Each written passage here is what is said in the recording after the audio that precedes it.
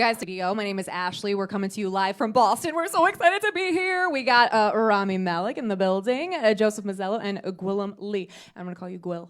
Yeah, it's much easier that way. All right, good. We're going to start right out. Joe, I'm coming right for you, pal. So after the movie was done wrapping, you tweeted out and you said, most unbelievable experience of my life. This was just such a great experience. Did Brian retweet you on that, I believe. Oh, I got it. Yeah, you got to retweet. Wow, from Brian But May? I'm asking this. I'm asking for a friend. Were you thinking about Jurassic Park when you tweeted that? Because My I feel adult a teensy bit life. I should have disrespectful. said my adult life. Thank you. Okay, that makes me feel Not taking so... favorites? Yeah. Jurassic Park fans? Yeah, that makes me feel so much better. Good. All right, so I want everyone to know I actually did see the movie. It was unbelievable, and I'm very serious when I say that. I was telling them I watched by myself in the theater. Unreal. You guys were amazing.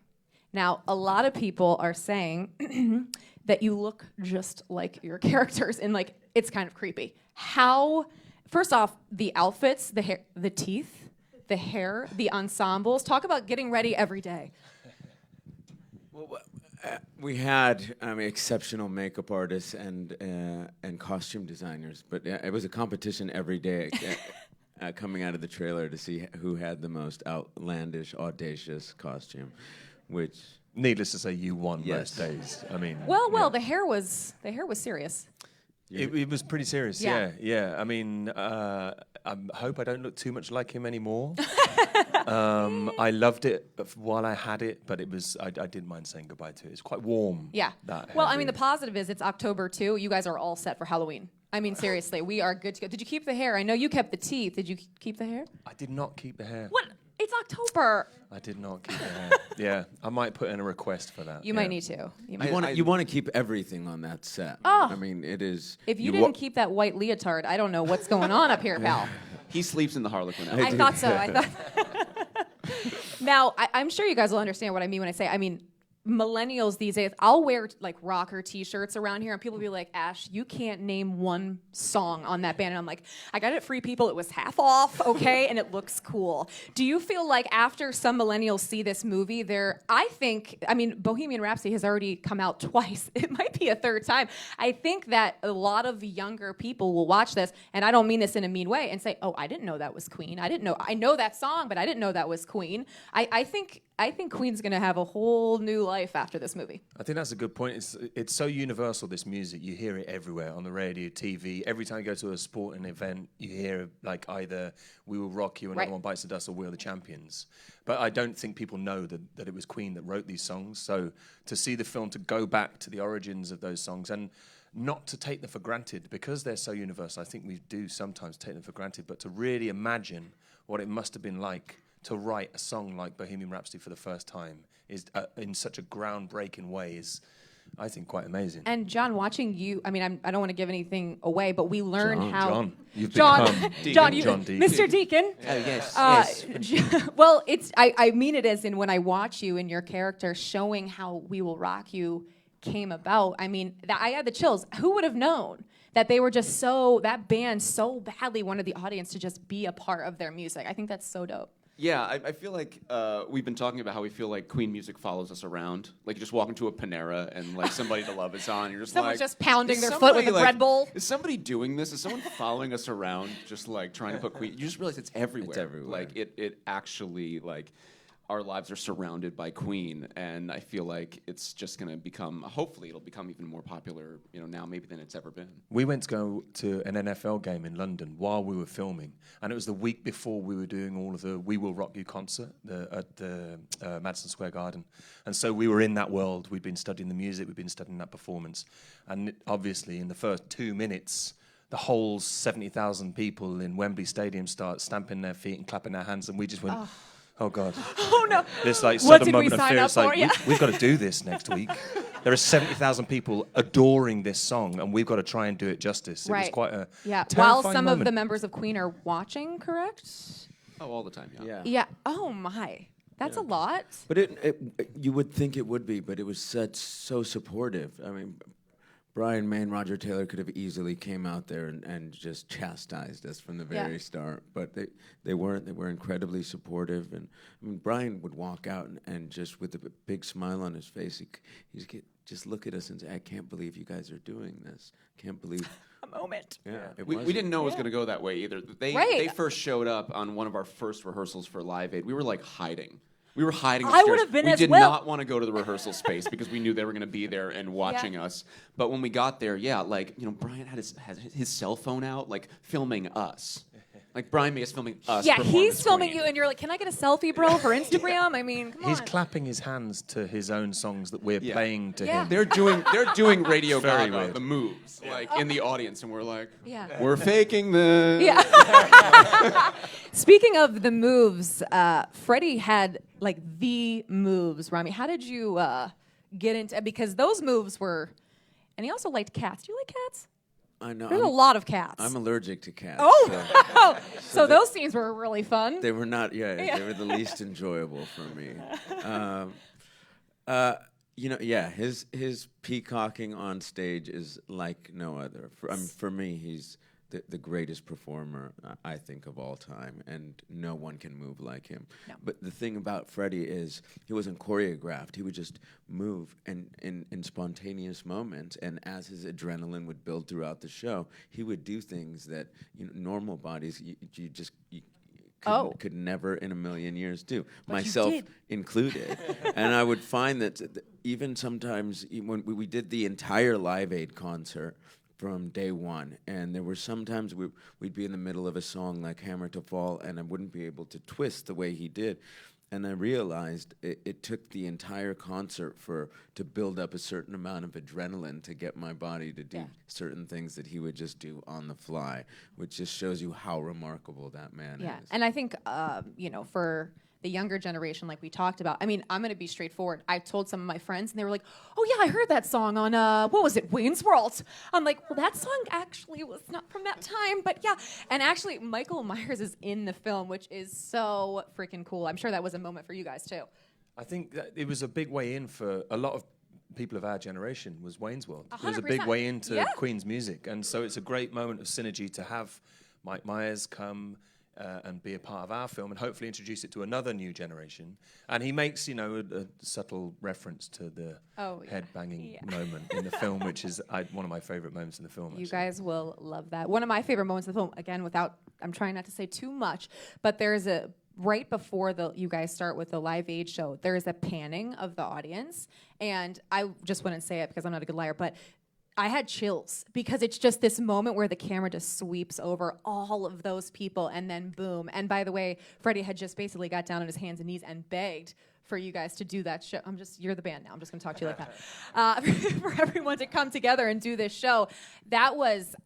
It was incredible to watch. Yeah, that moment gives me chills too. That's I've only seen it a couple times now, but every time that we get to that part in the film, I'm just taken aback. It reminds you that sometimes they were playing to 100,000 people. At one point, 250,000 people, and the coolest thing about Queen on stage, I think, is, they're connecting with everybody out there. It's not like Freddie is playing to the first 3 or 4 rows. He's always got his eyes to the back of the arena, to every single human being. And there's something just so rare about how he could have everybody in the palm of his hand, but really, truly connect with them. And their music lends itself to that. It's such a distinct sound, and I think there's a scene with Michael Myers where I think Freddie says that. He's like, "This is Queen. This is nothing like..." I think he actually said, "This is Queen, honey." Yeah. Because... Well, every sentence for me... ended with about, honey. Ended with honey or dear or darling for 6 months. Yeah. I think you should start incorporating that into regular life. That's nice. I have to. He did. He did. He is. Now, did I also read on the soundtrack when it comes out, there will be some unreleased Queen music? Yeah, I think that's right. I think, there's a whole album that accompanies the film, including a track at the beginning of the film. Before Freddie joined the band, they were known as a Smile, and that was Roger Taylor, Brian May, and Tim Staffel. And that's the first kind of live song that you hear in the film. And I believe that Tim and Roger and Brian got back together to re-record that song, which is going to be on that accompanying album. No kidding. Just teaching you something, Rami. It's no big deal. Now, I feel like it wouldn't be a Queen The interview. other cool thing I have to add yeah. is just that they obviously they own their music, they own their catalog, so they can go in and pull out stems of Freddie singing Bohemian for the first time, and Brian can go get you any Galileo or There were a lot. Yes, there were. They worked on all the music as well. Like they were So a part cool. of the entire process with the movie, making sure the music was exactly perfect. Like And the wait way they until wanted you it, all the guys see mixes that and everything. process. That process for Bohemian Rhapsody was unreal with the tapes. I mean, I work on a hip hop station. There's a lot of auto tune, not much tapes these days, but that was really cool to see. It was so innovative as well. They were the first people to be doing that, to be layering tracks in the way that they did. They did it to such an extent that the tape wore out. The tape that they were recording to wore out. It was like completely solid with recording. And I guess, again, like I said, us millennials, we're watching, and I'm seeing the movie, and just even putting like coins on the drums and these things that I'm sure were never thought of before. Like they were innovators. Yeah, they were. They still are.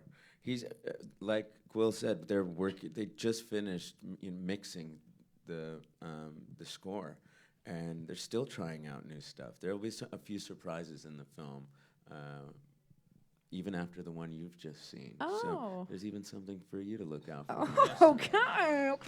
But the coolest, I think for me, some of the best, most fun scenes are putting these songs together, seeing how Bohemian Rhapsody came to be, or We Will Rock You, or Another One Bites the Dust. Yeah. That's a pretty special moment. And even little things, like, again, a lot of people think Freddie Mercury, that was his name. And that was not his name. And we learned that in the movie. Won't tell you. Another cool scene. Yeah. like That had to be in there because. Oh, big time. Yeah, you get this sense of someone who we know having all the confidence in the world, and you see the making of the man behind the front man in this film. I think it wouldn't be a proper interview if we didn't mention Mary Austin and her character. Obviously knew nothing about her. So I'm watching this film, and I'm Lucy Boynton. Am I saying her name properly? Boynton? That's fun. No, say it. Say it. How do you say it? Boynton. Lucy. She, by the way, stunning, unbelievable in the movie. But Mary Austin was basically Freddie's right-hand woman, if you will. Yeah. And she was his confidant. And, to this day, I read that she lives in his estate. And also, she was the one who had his ashes. And she's the only person to this day who knows where they are. You did your research. Mm-hmm. Tell my big boss, would you?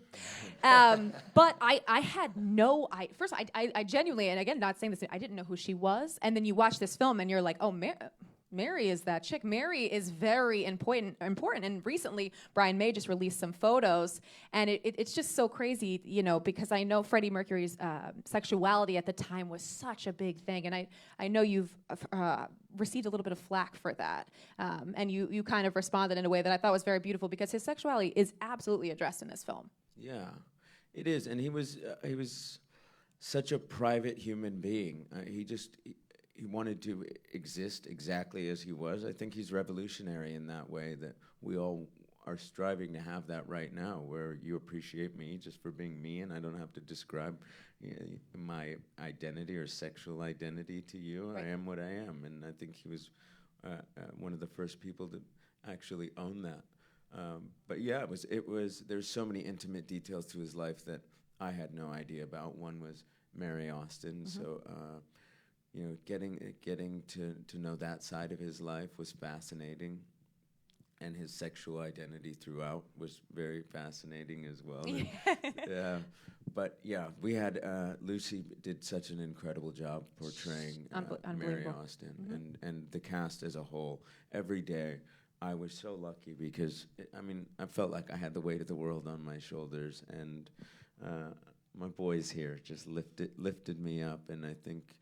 We all just elevated each other's game, knowing full well this was for Freddie and for Queen. But that cast is exceptional. Some of the best acting I've witnessed. Yeah, and I think you can. There's one scene where Freddie actually tells everybody kind of what's going on. And seeing you guys all together in that scene, you could, beyond the acting, you could see that you guys genuinely did care for each other. So I thought that was a beautiful thing. Definitely. Yeah. It was an easy one to act, actually. When Yeah, you could tell. someone who's your friend, both on and off camera, is kind of pouring his heart out to you like that. It's funny when you have those moments when you're acting where suddenly everything becomes really easy and everything becomes very clear. And that was one of those scenes, I think, for us. It was, and I think that bond comes across in the light-hearted moments as well. There's a lot of Absolutely. ad-libbing that's in this film. The camera's rolled for a long time, We should all get writing credits. and we just kept on talking and throwing things at each other. And there's a lot of that that's made the film, and I think it hopefully gives a sense of that amazing rapport that they had. They were like a family, and like a family, they used to bicker and argue, but they used to wind each other up as well and have a great amount of fun. So hopefully that comes across as well. It absolutely does. We have some questions from the audience. Where's my girl, Deb? Debbie? She left. Hi, Deb. All right. Debbie's question was, did you guys listen to Queen growing up? Yeah. Yeah, the first song I ever downloaded on Napster. That's You were right. stealing music? That's right. Well, at the time, it was a very It's gray not too late to be area. fired. Was Bohemian Rhapsody. Yeah, and then I remember I made a little student film when I was like a freshman in high school and put Another One Bites the Dust as the end credits. And so like Queen kept sort of popping up in my life. I directed a film, and every day going to set to like pump myself up, I would listen to Somebody to Love. And so just I these listened things to just it on sort the of way kept here to get happening. pumped up. Yeah. Are you kidding me? And then when Freddie. it was all over, like I was like, when the shooting was done, all I did was still listen to Queen. Like I would like have like this 2-hour drive from like New York City to my home, and I would just like put on Queen's greatest hits, and I was like, what's wrong with me? Like I need like help because this is the only thing I want to listen to. It's weird that we didn't like get sick of it. We appreciated it even more, I think, by learning how to play the songs, learning the meaning behind them, like hearing all the harmonies, like just engrossing ourselves in it. Suddenly we had a new appreciation. Rami, you've said this before. We started out as fans. We became fanatics. Like now, we're just obsessed. And all those songs that we liked before now have like a very emotional connection to us because we've lived through it. We've performed and we've studied them and all that kind of thing. So we have an emotional connection to so much more of the music now. Yeah. I think that's what's going to happen to a lot of us young ladies that wear Queen T-shirts. We're going to really know now. If you guys are uncomfortable answering this one, I get it. It's from Stephanie. She wants to know, what is your favorite Ben & Jerry's ice cream? I know it's personal. I get it. Yeah. I'm more of a Haagen-Dazs guy. Oh. I also heard he's a Yankees fan. So sophisticated, Joe. Okay. Glad that didn't come up earlier in And the we're interview. done. I had them for most of it, which was good. All right, and the last question goes to you, Rami. I think it's you, correct? She wants to know if you have any Freddie Mercury DNA in you because you so well performed his character. Question, Gina. I said, have you ever checked your DNA? 'Cause I know I'm perfectly cast. I don't know, but I don't think I do, but I'd like to. Well, I mean, I'm staring at Queen's greatest hits. Look at the picture. Can you bring this up, sir? Bring this on up. If Joe Mazzello is not John Deacon himself, that's crazy. I mean, look at this. That is uncanny right there. Really is. Yeah. They actually made a mock-up of this. They changed the faces and like put our faces into this. Yeah. And Yeah, you but we all needed wigs. You don't need anything. You're just like you're ready to go. But you couldn't almost tell who was like which was the real band and which it was like very strange. Like I guess my question is like, did you look in the mirror and go, hey, I need to audition for this movie because I look like him? No. I remember telling our producers, I said, look, I'm not a singer. I don't play piano. I'm probably the last guy you want to do this. And I think they were like, oh, we have a humble actor on our hands. That's a first. Yeah. You know what it is? It's, for me, I had an exceptional makeup artist named Jan Sewell. I will take her anywhere. She would. Shout out to Jan. Yes, shout out to Jan. She did. She's done great films. The Danish Girl, The Theory of Everything. If you saw that with Eddie Redmayne, and our costume designer, Julian Julian Day. Yeah. Julian Day is exceptional. another one. So it was this collaborative effort, and then we had a movement coach. Freddie, like I said, wasn't choreographed, so in order to articulate myself like him, I thought, okay, I don't need a choreographer. I need someone to help with movement. So it's this collective effort that makes everything work. That when I look, sometimes it would be a move or something I would catch in the mirror that would be like, okay. Okay, got this.